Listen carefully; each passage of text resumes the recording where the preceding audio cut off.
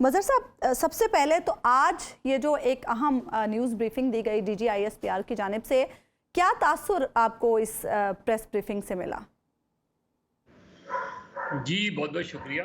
देखिए, एक तासुर तो मुझे मिला कि उन्होंने दो चार क्वेश्चंस ऐसे थे जिनका कहीं ना कहीं ताल्लुक़ साबिक़ आर्मी चीफ से बनता था, साबिक़ DGISP से बनता था, और उन सवालात को उन्होंने अवॉइड किया। और अपने अपने अंदाज में माजी में हमने देखा है कि इस तरह के क्वेश्चंस का कोई ना कोई एक पंच लाइन आती थी और वही जो है वो हेडलाइन स्टोरी बन जाती थी। लेकिन आज की प्रेस कॉन्फ्रेंस में उन्होंने हत्तुल इम्कान कोशिश की, और मेरा ख्याल है उसमें वो कामयाब रहे, कि उन्होंने सियासी सवालात के जवाब नहीं दिए और उसे अवॉइड किया। उनमें मासबाए इसके कि इलेक्शंस के हवाले से जब उनसे पूछा गया, उसमें भी उन्होंने कहा कि ये तो फेडरल गवर्नमेंट का फैसला होता है, ज़ाहिर फ़ौज जो है हुकूमत के फैसलों के ताबे होती है उस लिहाज से। लेकिन अदरवाइज उनकी प्रेस कॉन्फ्रेंस ज़्यादातर प्रोफेशनल मैटर्स, जो इस वक्त दहशतगर्दी की सूरत हाल है ईस्टर्न बॉर्डर पे, जो वेस्टर्न बॉर्डर पे सूरत हाल है, जो मुल्क के अंदर दहशतगर्दी के वाक़यात हो रहे हैं, उनके नेटवर्क्स को किस तरह ब्रेक किया जा रहा है, तो उन्होंने अपनी प्रेस कॉन्फ्रेंस को कन्फाइंड किया। और इसके बावजूद के सवालात मुख्तलिफ नौइयत के हुए, लेकिन ओवरऑल उसमें से अगर हम देखें तो माँ सिवाय इसके कि उन्होंने ये कहा कि सारी सियासी जमातों का एहतराम करते हैं हम उसे, उन्होंने किसी भी जगह, मुझे कम से कम ये फील हुआ कि उन्होंने कहीं भी ऐसी लूज बॉल नहीं दी कि जहां वो ये कहीं ये कह जाते कि फलां पोजीशन, ये हमारी पोजीशन है, वो है। तो एक प्रोफेशनल सोल्जर की तरह उन्होंने एक प्रेस कॉन्फ्रेंस की, और एक या इस प्यार नजर की भाई, जो एक आपको याद होगा एक प्रेस कॉन्फ्रेंस हुई थी जो बाबर इफ्तिखार साहब ने की थी, जनरल बाबर इफ्तिखार साहब ने, जिसमें उन्होंने कहा था कि हम ए पॉलिटिकल हो चुके हैं, जिसके बाद फिर न्यूट्रल्स का गलगला मचा और इमरान खान साहब भी अपने जलसों में कहते रहे। आज जब DGISPR कह रहे हैं कि हुकूमत के साथ हमारा एक गैर सियासी रिश्ता है, तो मौजूदा सूरत हाल में आपको नहीं लगता कि ये फिर ए पॉलिटिकल जैसी बात ही है और इसके असरात भी इनकारी तौर पे वैसे ही हो सकते हैं? जी, अभी देखना पड़ेगा कि अभी तो बहुत सी चीज़ें आनी हैं, बाकी रह गई हैं। उसमें अगर ये इलेक्शंस में उनका क्या रोल रहता है, जब हम पॉलिटिकल मिलिट्री इस्टेब्लिशमेंट के पॉलिटिकल रोल की बात करते हैं, तो जाहिर है वो कहीं ना कहीं हमें उसमें ISI का रोल, वो पॉलिटिकल मैनूवरिंग, ये सारी चीज़ें जो हम देखते आए हैं, इवन 2018 के इलेक्शन तक देखी हमने, फिर 2022 में वोट ऑफ नो कॉन्फिडेंस के वक्त भी देखी। तो अब क्या वो they have to prove it, उन्हें ये साबित करना पड़ेगा कि वो ए पॉलिटिकल हैं। उन्हें ये साबित करना पड़ेगा कि पॉलिटिकल पार्टीज, सियासतदान अपने मसाइल खुद हल करें, we have nothing to do with it. उनकी एक ख़ास रिलेशनशिप होती है, ज़ाहिर है फ़ौज की रिलेशनशिप हुकूमत के साथ होती है, हुकूमत कोई भी हो।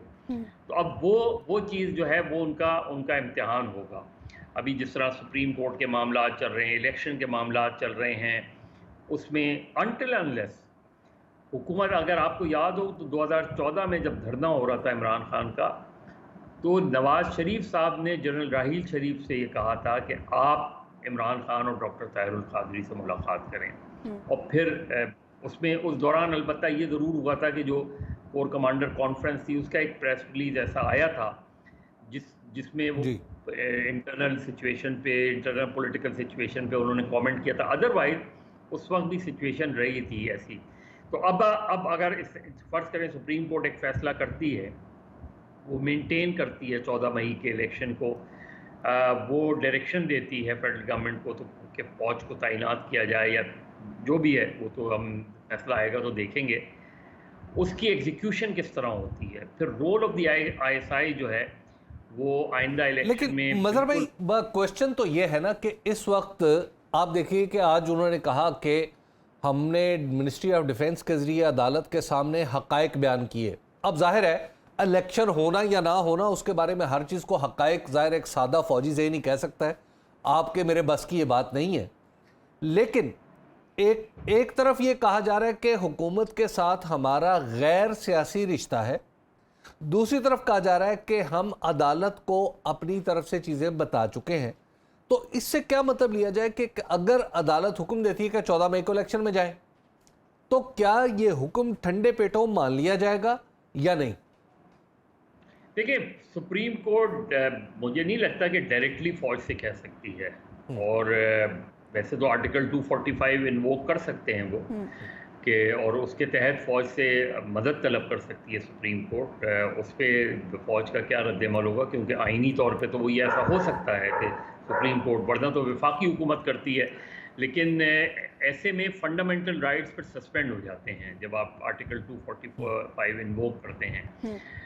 अब उस हद तक नौबत आएगी नहीं आएगी। जो उन्होंने ये कहा कि गैर सियासी रिश्ता है, वो एक गवर्नमेंट और मिलिट्री इस्टेब्लिशमेंट की जो एक रिलेशनशिप होती है, गालिबन मेरा नुक्ता नज़र से वही रिश्ता है। अदरवाइज़ एक गैर सियासी रिश्ता क्या चीज़ होती है? मेरा ख्याल है टर्म गैर सियासी शायद मुझे जो मेरे नुक्ता नज़र से मुनासिब नहीं था। ज़्यादा बेहतर तो ये होता है कि गवर्नमेंट और गवर्नमेंट का एक जो है निजी इदारा है फौज। एक अगर हम आईनी तौर पे देखें तो एक निजी इदारा है। उन्होंने कहा गैर सियासी और आईनी ताल्लुक है। अच्छा मजहर अब्बास साहब, ये हवाला भी उन्होंने दिया कि 31 दिसंबर 2022 को आर्मी चीफ ने ये कहा था कि तमाम स्टेक होल्डर्स इत्तफाक राय पैदा करें, और आज भी उन्होंने ये कहा कि मौजूदा हालात में कौमी इत्तफाक राय होना चाहिए।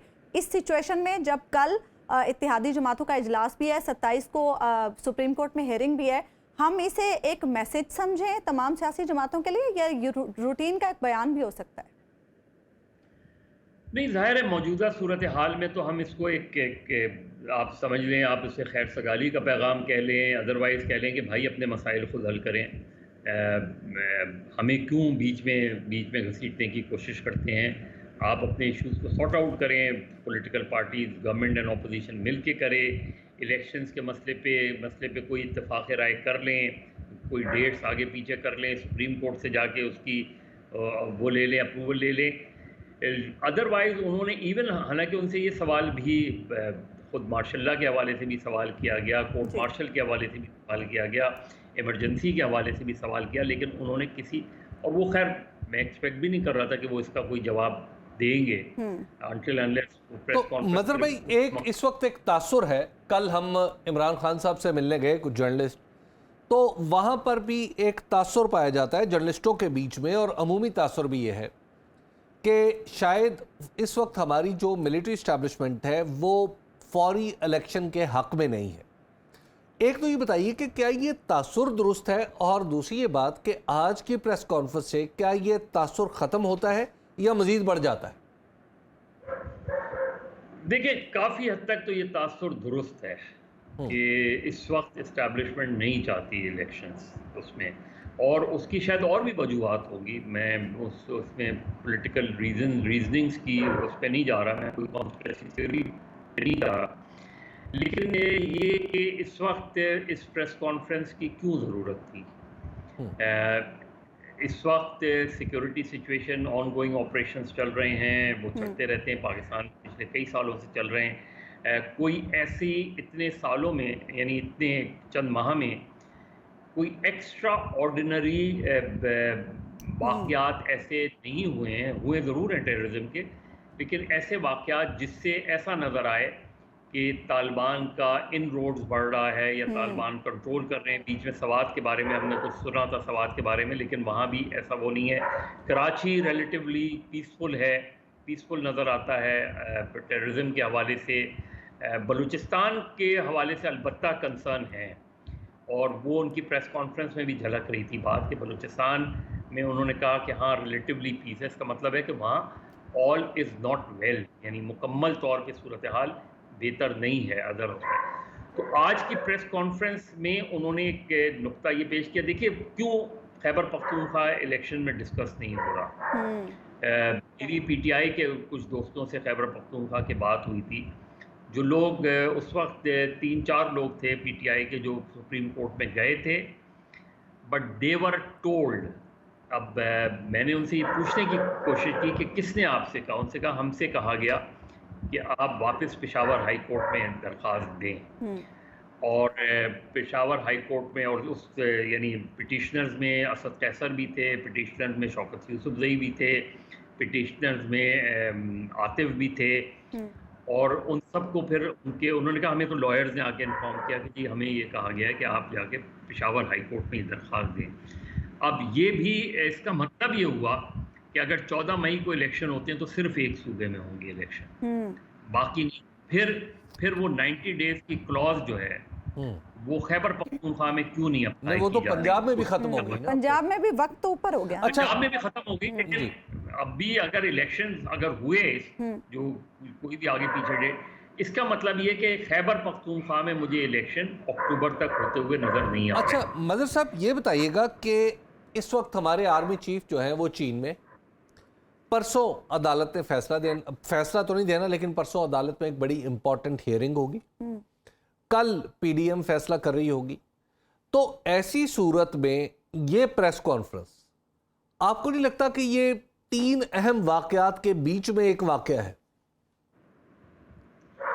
देखिए, बहुत मतलब विजिट इनका चाइना का विजिट इसी तरीके से नवाज शरीफ साहब की सऊदी वली अहद से उनसे मुलाकात को भी आप नज़रअंदाज नहीं कर सकते। इस ख़ास कॉन्टेक्स्ट में उन्होंने सिर्फ कर्टेसी कॉल तो नहीं थी वो, उसमें एक ख़ास सऊदी अरब का आपके हवाले से ख़ास रिलेशनशिप आपकी सऊदी अरब से है, जिस तरह चाइना से है आपकी। ये डेवलपमेंट्स हमें अगले चंद हफ्तों में नज़र आएंगी, ये सूरत हाल हमें नज़र आएगी। देखिए, इस वक्त जैसे पीटीआई के अंदर भी आप पॉलिटिकली अभी देखें, टिकट डिस्ट्रीब्यूशन के हबीब आप मुझसे बेहतर जानते हैं, लेकिन टिकट डिस्ट्रीब्यूशन में पीटीआई में जो गड़बड़ हो रही है, खुद इमरान खान साहब ने एक खुसूसी कमेटी बनाई थी आज से कुछ महीने पहले, और उनका एक्सक्लूसिवली काम यही था कि वो क्राइटेरियन ऑफ द कैंडिडेट्स होगा। उस कमेटी में हामिद खान भी थे, उस कमेटी में नजीब हारून साहब भी थे, उस कमेटी में और भी लोग थे। और उनसे जब मैंने लास्ट टाइम हामिद खान से पूछा था और नजीब हारून से, उन्होंने कहा जी हमने तो अपनी रिकमेंडेशंस भेज दी हैं चेयरमैन साहब को। अब मुझे नहीं पता कि उनकी रिकमेंडेशंस के मुताबिक ये सारी चीज़ें हुई हैं नहीं हुई हैं। लेकिन मदर भाई, हर जगह पे 5-5, 6-6 कैंडिडेट थे हर हल्के में, तो जाहिर है एक जिसको टिकट मिलनी है बाकी ने कुछ ना कुछ एहतजाज तो करना है ना। नहीं, लेकिन हबीब, उसमें देखें जो एक दो चीज़ें बड़ी सिग्निफिकेंट हैं कि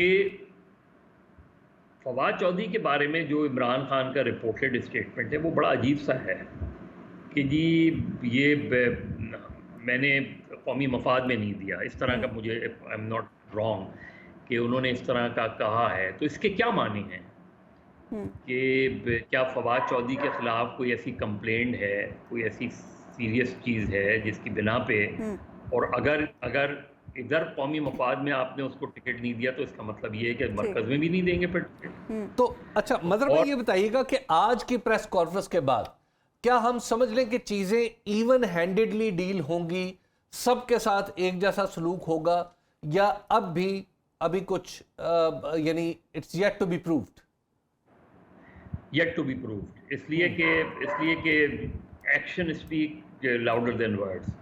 आपके एक्शंस बताएंगे कि आप वाकई बिल्कुल, एक तो होता है ना कि हमारे मुल्क में एक परसेप्शन बनता है, एक सोशल मीडिया की वजह से और ज़्यादा स्ट्रॉन्ग परसेप्शन किसी के हवाले से बन गया, तो आप कुछ भी कहते रहें, चाहे आप बिल्कुल सच हों, बिल्कुल सच पे खड़े हुए हों, लेकिन अगर तासुर आपके बारे में गलत बन गया तो बहुत मुश्किल होती है उस तासुर को जाहिर करने की। ये टेस्ट होगा हमारी इस्टेब्लिशमेंट का।